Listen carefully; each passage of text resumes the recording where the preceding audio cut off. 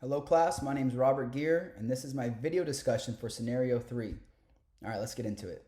To start this off, I'm a commercial student, we're doing a lot of time building and we're working towards our rating to be a commercial pilot.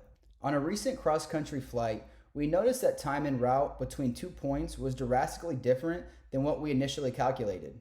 Once we identified this discrepancy, we knew a change has been made from the flight that we planned to the flight we're actually flying. Over this discussion, we're going to look at any possible issues that might have made that change in our flight plan that we might not be prepared for, as well as look at some concerns when something like that happens in flight, and as well we're going to find out some alternatives and solutions that we can use when this does happen.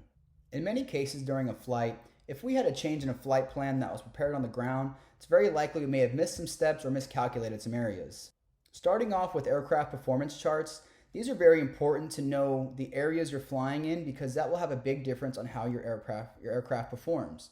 So if we're flying from a southern region to a northern region or a desert to mountainous terrain, we have a lot of factors we have to take into account for something like that. As well as looking at weather closely for a cross-country flight, weather can easily change how your plane is going to perform or how fast or slow you might be going. For instance, a quick wind shift, that can easily change your headwind to a tailwind or vice versa, either extremely slowing you down or speeding you up. Crosswind also can have a factor. When you do encounter a change that wasn't calculated on your flight plan on the ground, there are some room for concerns. One big concern will be fuel. How much you have on board, how much you plan to have at a certain point, and how much you plan to have when you land.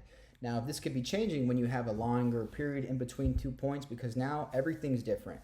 So fuel burn is definitely be a high priority on what to look out for and how to make a change to correct it. Say you were on an IFR flight plan and now you're taking longer times to get to different points. This is something you want to let ATC know that you're having either a change in airspeed or you're having a change in your ETA, and you want to make sure they're on top of their plans and so are you. Completing a thorough flight plan on the ground is extremely important just for scenarios like this, when you come into an issue where you have something unexpected. When this does occur, when you do the flight planning properly, you'll be able to have alternates you can fly to. If you do have an extended time, you're getting low on fuel, you know where to go to get the plane down safely, and you can reevaluate from there. In this scenario, if I were low on fuel, I would want to have one of my nearby en route alternates ready to go on tower frequency, letting them know my issues or my situation, and be inbound to their airport, either if I can get fuel or take a break if there's weather coming in, and I just want to get out of the air because something was not going right. I'll be able to get down and reevaluate and go from there.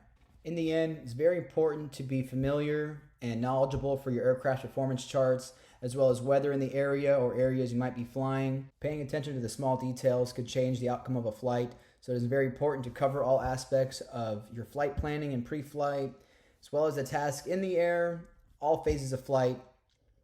And that wraps up scenario 3. I hope you guys enjoyed my video. Again, I am curious to read the replies and watch the other videos and see how everyone else handled this scenario and find things I might be able to apply to my flight training. Thank you.